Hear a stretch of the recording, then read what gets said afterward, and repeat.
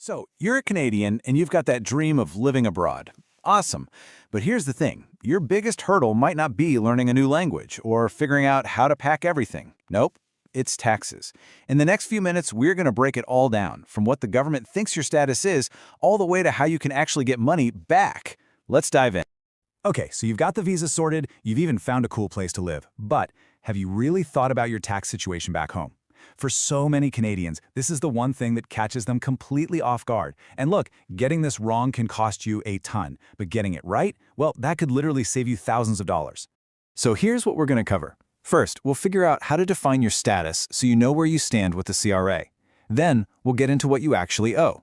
After that, the fun stuff. How to get refunds when you shop overseas, the deal with that if you're a digital nomad, and finally, how to move all your stuff without paying crazy import fees. All right, first things first. This is the absolute bedrock of your entire tax situation. How does the Canada Revenue Agency, the CRA, actually see you? Because you know what? It's not really about where you are on a map. It's all about the connections you've left behind in Canada. So the CRA has this term called residential ties. The best way to think about it is like threads. Threads that connect you back to Canada. The more of these threads you have, and the stronger they are, the more likely the CRA is going to say, hey, you're still a resident for tax purposes, even if you're living halfway across the world. And the CRA actually breaks these ties into two different groups. First, you've got what they call significant ties. Think of these as the big, thick ropes. We're talking about a home in Canada, a spouse or partner, or any dependents still in the country. If you have even one of these, you're almost definitely going to be considered a resident. Then you have the secondary ties. These are like the thinner threads, things like a Canadian bank account, a driver's license, a passport. They're not as strong on their own, but they definitely help tie you back to Canada in the CRA's eyes.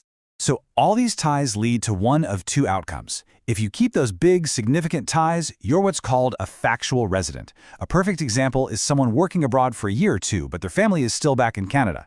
On the flip side, if you cut those major ties, you sell your house, you move your family with you, you become a non-resident. And believe me, knowing which one you are is everything because it totally changes what you owe. Okay, so let's say the CRA considers you a factual resident. What does that actually mean for your wallet? This is where we get into the nitty-gritty of your tax obligations. Listen to this. This is directly from the Canada Revenue Agency. As a factual resident, your income is taxed as if you never left Canada. Just let that sink in. It means that, as far as your taxes are concerned, it doesn't matter if you're earning your paycheck in London, Tokyo, or Sydney. To the CRA, it's like you're still right here. So, what does that actually mean in practice? It means you have to report every single dollar you earn from